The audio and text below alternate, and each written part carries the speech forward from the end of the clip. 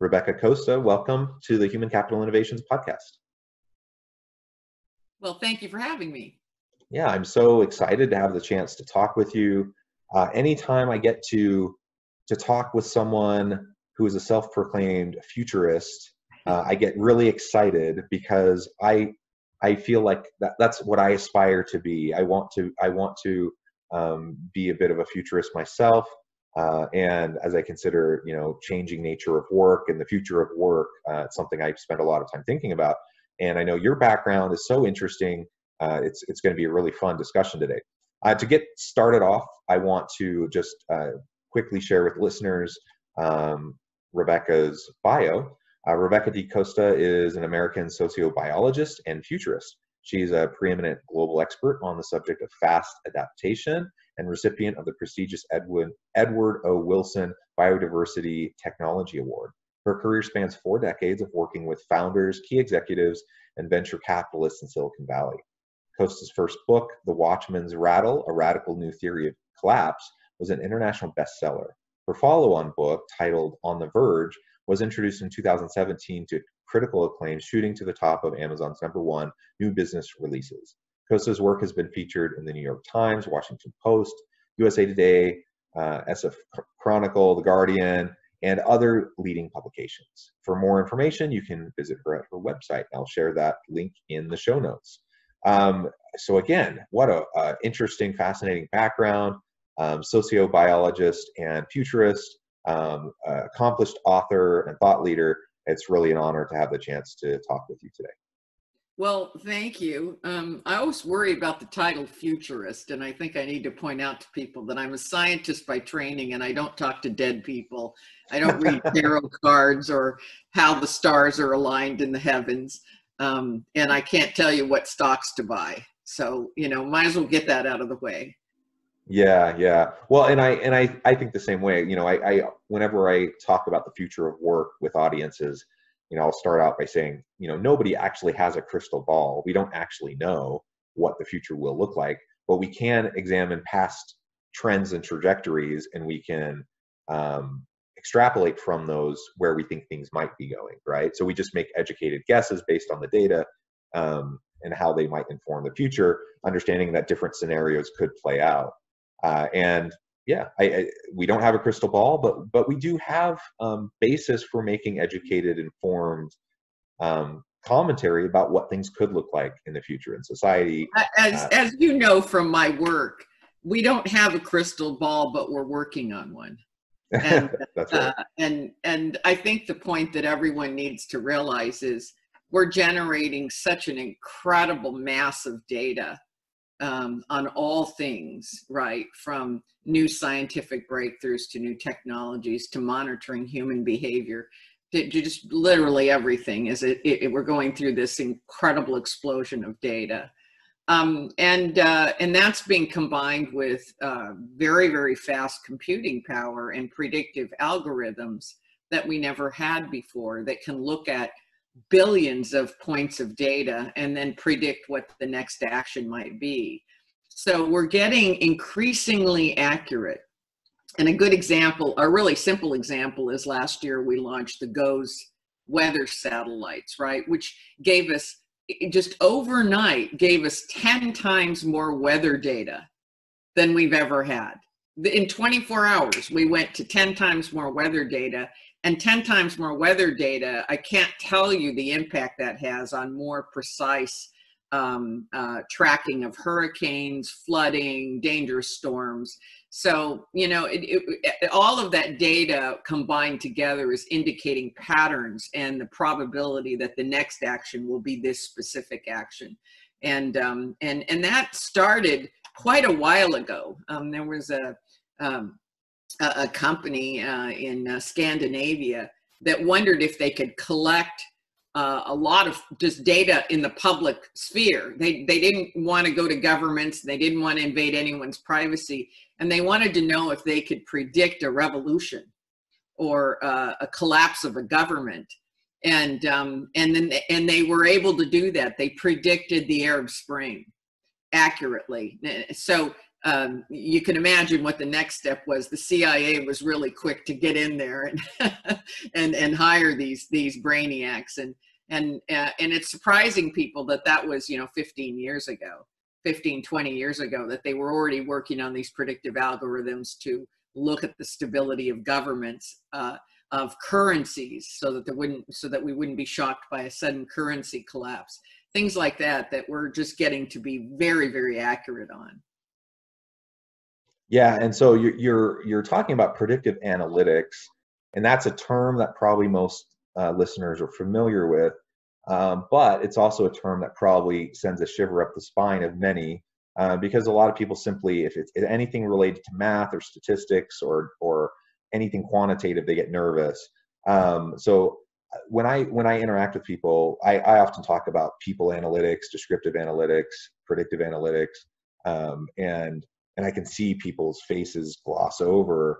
How would you describe that to people? What does that mean to have predictive analytics, and why is it important for organizations? It simply means taking a lot of data, looking at it, and then looking for similarities and patterns. That's all it is. It's not really, you don't really have to be a math wizard or a science wizard to understand that the more data points you have, one point on a graph is nothing.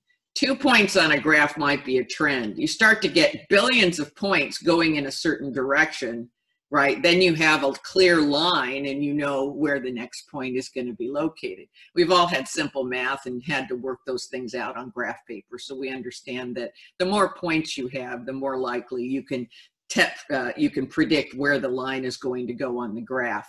That's the simple, I think, a simple way to look at how predictive analytics is. We've gotten so good at it. Another example might be facial recognition software. There's 53 muscles in the face, and human beings, we show our emotions and our intentions through those 53 muscles. And so now we can look at somebody and we can predict that with high likelihood the next action they're going to take, including a violent action. And so we've gotten very, very good at that. And people say, well, I don't want a camera on me, predicting all my thoughts and all my actions and all, but it's too late. There's cameras on every corner. I mean, that train's already left the station. I understand people are concerned about privacy, and I don't mean to gloss over it, but there is no privacy. I don't even know what the discussion is about. I sometimes work with the largest retailers in the United States and globally, and I have to tell you that the information that retailers have on you is many folds higher than what the government's tracking. I thought it was funny that we were throwing a fit. The government was collecting metadata. And I was thinking, do you not know what Amazon and Macy's is collecting on you? So yeah, so there's really no privacy, and this idea of trying to put the toothpaste back in the tube is, if you're a technologist like myself, it's a little bit of a crazy discussion. It's not going to happen. It's too late. Well, and not only that, out in public spaces and in stores and such, but we've welcomed it into our homes, perhaps unwittingly. We have smart speakers and computers that are on 24/7. Actually, your computer doesn't even have to be on for the CIA to be able to listen in. So, that technology is already working in, and we carry our cell phones everywhere volitionally. So, that is what it is. Yeah, and I'm thinking just in my home, I have 1, 2, 3, 4, 5, 6, 7, I think 8 smart speakers, like Alexa's or Google Home, those types of things. Yeah, I mean, so I'm like welcoming Big Brother to come into my home, and I'm aware of that, but I also as we consider technology and the benefits of technology versus those trade-offs that you mentioned, that's something I've decided. That I feel the same way. I feel like that ship sailed a long time ago, and there's not. So I think there's an illusion that we like to have, that anytime there's a scientific breakthrough or technological breakthrough, that it's all good, it's all upside, and we never want to look at the downside until it smacks us in the face. And the example I frequently use is the is when Charles Lindbergh had flown the Atlantic Ocean. He was the recipient of many, many peace prizes because it was believed that you could shuttle the heads of state now more conveniently from country to country. And by meeting and talking together, we would avoid future wars. At that particular time, nobody was imagining that those same planes that were going to shuttle all these diplomats everywhere were going to be used to carry bombs to foreign nations.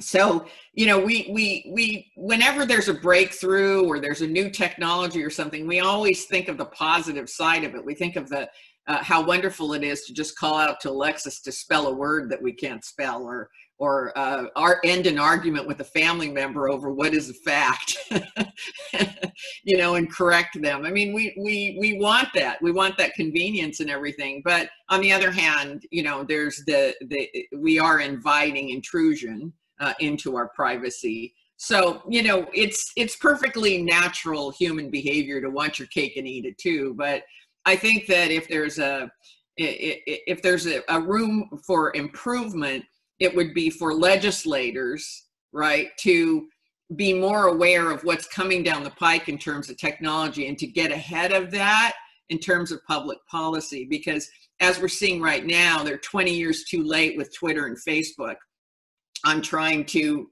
rein that in. It's just too late.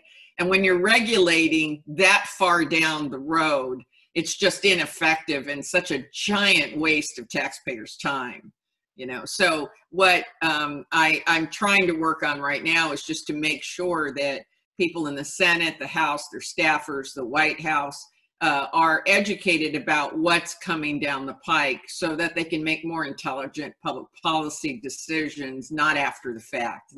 So that's a case where predictive analytics could really help us. It could help us to get ahead of the dangers and then to make sure that we're forging public policy that eliminates the dangers beforehand, before the fact, not after the fact. Yeah, you bring up several really important points there, and I mean, technology isn't necessarily inherently good or bad. There's pros and cons to everything, and so, for example, you know, as I think about the future of work, and in my own research and the work I do with organizations, we talk a lot about artificial intelligence, machine learning, and displacement of jobs, right? And yes, it will displace some tasks, some jobs, but it will also create new jobs that we haven't even conceived of yet, right? That happens every time we have new technological revolutions and we have new technologies that transform the workplace. It happened with the Industrial Revolution. It's going to happen again with AI and machine learning. And so it's not necessarily a question of, you know, AI is bad or AI is good. It's a matter of, like, let's have our eyes wide open and recognize that there are implications, that we can leverage the good, but we also have to prepare for some of the negative consequences. And like you said, you know, maybe that happens through legislation. I'm not a big believer that companies are going to self-regulate themselves, you know, to be good actors always. And so, you know, we have to be honest about what that means and what that looks like moving forward. You know, sometimes I'll jokingly talk about, you know, two kind of ends of the spectrum in terms of the future and technology. On the one hand, you have like the Terminator scenario where you have AI progressing into Skynet, and then they unleash the Terminators on the world. But on the other hand, you have like Star Trek, where basically you have this utopian future where technology drives utopia. And the reality is somewhere in the middle, I'm sure. It's going to be much more messy than either of those kind of extreme outcomes. Sure, there'll always be room for abuse of technology. That's going to happen. But it doesn't mean, as you say, the technology or the science is good or bad. It just is. And you can't stop progress. It's just impossible. People are going to invent things. People are going to create things. And you know, there are some issues that come part and parcel with progress. And we need a different type of leadership right now, which is getting way out ahead. You know, 10 years down the road, what does the world look like? Because this is a large cruise ship, and when you want to make a right turn, you can't make it on in a minute. You have to start the turn now.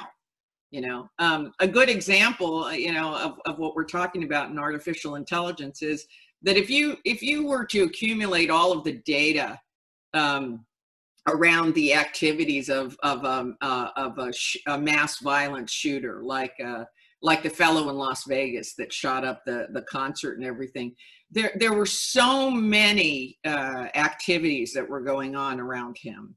Sending his girlfriend away and telling her not to come back to the country, giving her $100,000, buying these nighttime, more accurate rounds. He started gambling very erratically. His father was a very dangerous sociopath that was wanted by the FBI and eventually arrested and spent the rest of his life in prison. And that's a heritable quality. So any kind of activity like that in your genetic history, you don't want to be on certain antidepressants like diazepam. And yet he had been prescribed diazepam 4 months before that incident happened. That doctor should be looked at. So there were all of these telltale signs leading up to the critical event. And so just imagine a predictive algorithm that takes you all the way up to the moment in which he breaks the glass and points the gun. And suddenly, the movie Minority Report, you remember that movie with Tom Cruise, where they had the cognition police would come in and arrest you 1 split second before you committed the crime because the likelihood you were going to commit it was 100%. At that point, I have to keep reminding myself that wasn't a documentary. We are there. We're not at 100%, but we're certainly in the 80 percentile. That we know which people and which activities leading up to criticality are dangerous. And if we have the ability to collect that information in the public domain, what could we do about it? I mean, the government can't come in, the police can't come in and arrest you because we believe that even after that fellow broke the glass and pointed the gun, he could have had a change of heart. And he could have said, I'm not going to do that, and put the guns back in his, in their containers and gone home. So we believe in redemption. And we don't believe in trying to punish somebody for, maybe going too far in their planning. So these are the kinds of problems that I think predictive analytics and AI and all of this data is bringing to the forefront. Is even if we have the data, we don't have the legal means or the public policy or the understanding of what to do with that data. We can't take a preemptive action, because our laws are all about punishment after the fact. And we're certainly not prepared as to what to do when we know an event is inevitable. So how do we prepare for this future of change? Like you said, it's inevitable, it's going to happen. The only certainty in this world really is that things will change. And so organizational leaders need to have a bigger time horizon.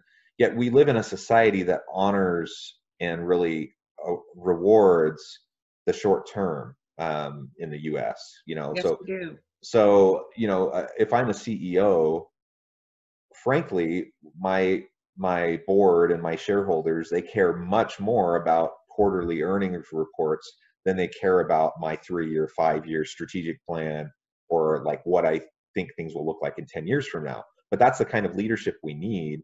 And like you said, it takes a long time to move a large ship. You need a lot of lead time. And so we need leaders to think differently. We need them to be ready for organizational change in ways that they haven't been in the past. So what do you see as the path forward there? Well, I call it PreAdaptation. I think we're past adaptation, which is highly reactive. The environment changes, and then we either have what's necessary to adapt, or we have to go acquire what's necessary to adapt successfully. But PreAdaptation is knowing what's coming and beginning that adaptation process prior to. So it gives us the ability to to completely eliminate or at least quash a negative outcome that we don't want to experience, and also seize an opportunity that others may not be preparing for, particularly if we see disruption coming. So this is how I really speak to corporate executives and boards of directors of global companies. I'm going, you probably don't know why you need to talk to a sociobiologist about adaptation. Because you're going, well, why do I need them on the board? Why do I want them as a consultant or advisor? And I'm saying, because I'm going to talk to you about PreAdaptation. I'm going to talk to you about readiness for disruption and what we can do now, because the disruption like COVID-19 is coming. It's a matter of, do you understand how to pivot? And is your organization prepared for that? It's not the disruption's never coming. It's coming. We don't know what it is. So we have to start that turn now. And I found that many are interested. In fact, I posed an interesting question to a fellow who used to head up the business school at Duke University. And I said, I think a really interesting book, and I don't know, I may write it, I'm not sure, but I said, a really interesting question is, what would a 1,000,000-year-old company look like? How would it be different from how we structure companies today? What would a 1,000,000-year company look like? And he stopped eating. We were having lunch and he stopped eating and he said, I don't know. I don't know the answer to that. And that made me believe that has to start. We have to start specifying, if you want to be a company that's around 1,000,000 years from now instead of next year. And I understand the short-term business plan is to stay in business long enough to have a long-term business plan. I get that. I'm a practical kind of gal. But if you're preparing to be around 1,000,000 years from now, you take different actions, right? You don't want to go out of business next year, but you've got to create the kind of culture and the kind of departments. You've got to institutionalize innovation, right? And and that means addressing institutional resistance, because we're Pavlovian and we want to repeat the same things that made us successful, and then suddenly we turn into Kodak because we can't let go. So, there are certain things that you must do to ensure your longevity and to ensure that you are ready for when disruption comes. And I think we can identify many of those things. I think that's exactly right. And it is such a shift. It requires such a shift in the mindset of so many, because like you said, we're creatures of habit. Organizations are structured in such a way to self-perpetuate and to maintain themselves, right? They're not designed generally to be adaptive or pre-adaptive. They're designed to basically continue doing what they were doing. But we need a new kind of organization. We need a new kind of leadership to take us into the future, to be prepared for these big shifts and these big changes that are happening. Nobody knew that COVID was going to happen when it was going to happen, but we knew something like COVID was going to happen. And we weren't prepared for it at all. And so, this should be a lesson for us. There will be other similar types of situations occur in the future. We don't have that crystal ball. We can't necessarily predict it, like exactly when and where it's going to happen, how it's going to happen, but we know these things will happen. They will continue to happen. Things will get disrupted. We will have new industries emerge. We will have different types of jobs emerge, new technologies that we can't even imagine right now, will be around in 20 years. And that will cause shifts. We just know that will happen. Well, it has been a real pleasure talking with you today. We're about out of time, but I want to make sure that I give you a chance to share with the listeners how they can get in touch with you, how they can find your books, and find out more about you. Yeah, we post regular videos and articles about current events and also the speeches that I make regarding how to pre-adapt on my website. And that's www.rebeccacosta.com. That's RebeccaCosta.com. Wonderful. Well, thank you again. It has been a real pleasure talking with you.